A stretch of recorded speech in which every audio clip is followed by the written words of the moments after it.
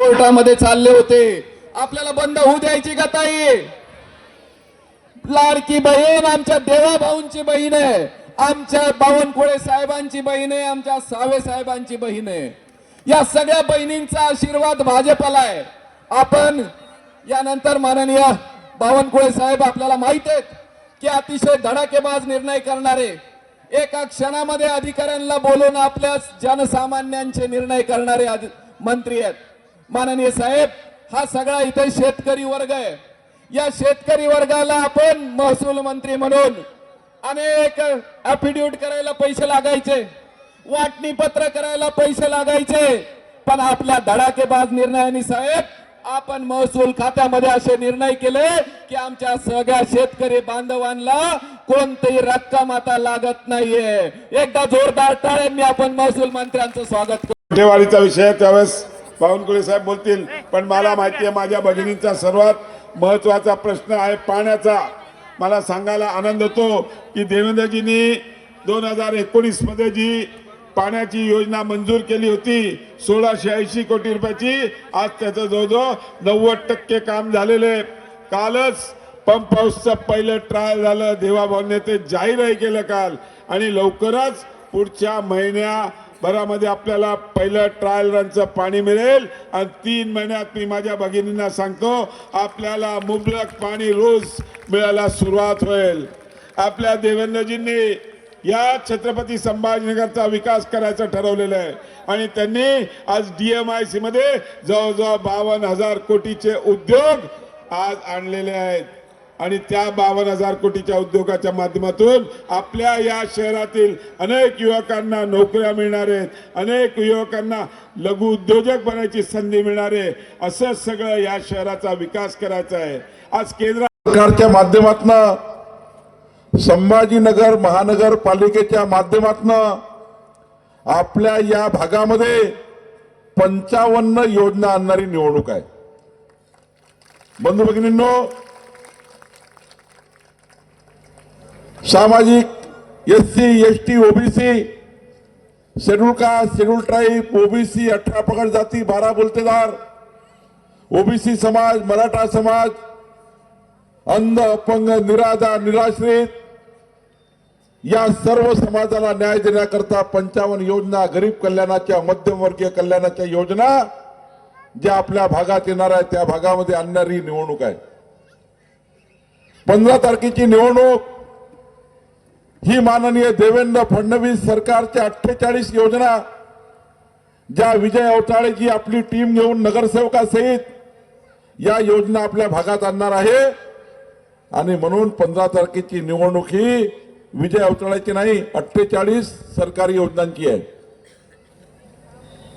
15 तारखेची निवडणूक ही खऱ्या अर्थाने माननीय देवेंद्र फडणवीसजी जे आपल्या संभाजीनगर करता जे विशेष निधी पाठवतात त्या विशेष निधीमधल्या 22 योजना आपल्या भागामध्ये आणण्याकरता ही निवडणूक आहे. 124 योजना घेऊन कमळ आलाय. कमळाची बटन 124 योजनांची आहे. बंधू भगिनींनो, कमळाची बटनाच्या माध्यमातून 124 योजना या ठिकाणी होणार आहे. आज बघा, माननीय पंतप्रधान नरेंद्र मोदीजींनी विकसित भारताचा संकल्प केला आहे. 2047 मध्ये जगातला सर्वोत्तम भारत, जगातला प्रगतीशील भारत, जगातला आधुनिक भारत संपूर्ण जगाने मोदीचं नेतृत्व मान्य केलं आहे. माननीय मोदीजींनी गरीब कल्याणाकरता, मध्यमवर्गीय कल्याणाकरता, या देशाच्या गरीब माणसाकरता आपल्या केंद्र सरकारच्या माध्यमातून या गरीब कल्याणाच्या योजना तयार केल्या आहेत. 2047 मध्ये जेव्हा संभाजीनगर जाईल, आजपासून 23 वर्षानंतर संभाजीनगर कसं असणार आहे याचा संकल्प देवेंद्र फडणवीसजींनी केला.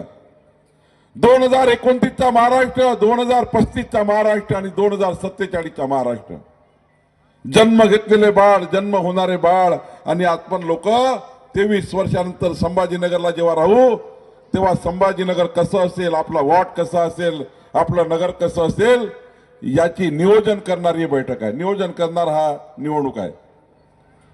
माननीय देवेंद्र फडणवीसजींनी मंत्रिमंडळाच्या बैठकीत, मी मंत्री आहे, अतुल सावे मंत्री आहे, जेव्हा मंत्रिमंडळाच्या बैठकीमध्ये विषय मांडला विकसित महाराष्ट्राचा, तेव्हा संभाजीनगरच्या जनतेला देवेंद्रजींनी 23 वर्षानंतर किती रस्ते लागतील, पाणी लागेल, वीज किती लागेल, झोपून उठल्यापासून झोपतपर्यंत जनतेच्या मूलभूत सुविधा कशा पूर्ण होतील, या उड्डाणपुलाकरता संभाजीनगरमध्ये रस्त्याची योजना कशी असेल, संभाजीनगरचा रिंग रोड कसा असेल, संभाजीनगरला पिण्याच्या पाण्याची योजना कशी असेल, संभाजीनगरला सुरक्षित कसं करता येईल, याच्या योजना देवेंद्र फडणवीसच्या सरकारने तयार केल्या.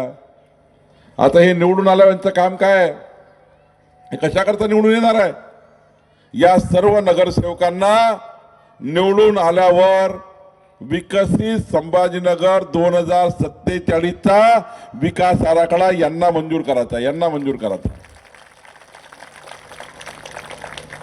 संभाजीनगरचा महापौर आणि आमचे नगरसेवक हा विकास आराखडा मंजूर करतील. या ठिकाणी माननीय देवेंद्र फडणवीसजी विकास आराखडा मंजूर करतील आणि 2047च्या संभाजीनगरला जेवढा निधी लागेल, जेवढा विकास निधी लागेल, हा निधी देवेंद्र फडणवीस सरकार संभाजीनगरला देईल. हा निधी संभाजीनगरला मिळणार आहे.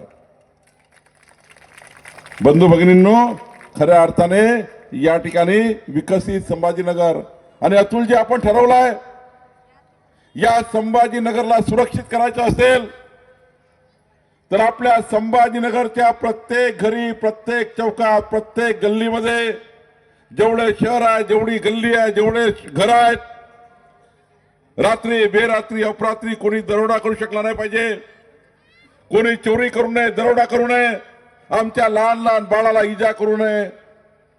रात्री 2 वाजता माझी बहीण एकटी गेली तरी तिच्याकडे वाकडी नजर करण्याची कोणाची हिंमत होऊ नये. लाडकी बहीण योजना केवळ निधी देण्यापुरती नाही आहे, आमच्या बहिणींना सुरक्षित ठेवायचं आहे. आणि म्हणून सर्वात महत्वाचं काम जे आम्ही करतो आहे, संभाजीनगरला आपण सीसीटीव्ही सर्व्हिलन्स मध्ये आणून, संपूर्ण सीसीटीव्ही सर्व्हिलन्स आणून या शहराचे अवैध धंदे बंद करण्याचं काम, दारू, मटका, सट्टा, जुवा, या शहराची बदमाशी बंद झाली पाहिजे. या शहरात गुन्हेगारी थांबली पाहिजे. या शहरामध्ये कोणत्याही गरीब माणसाचा मृत्यू होऊ नये, कोणाची हत्या होऊ नये, दरोडा होऊ नये.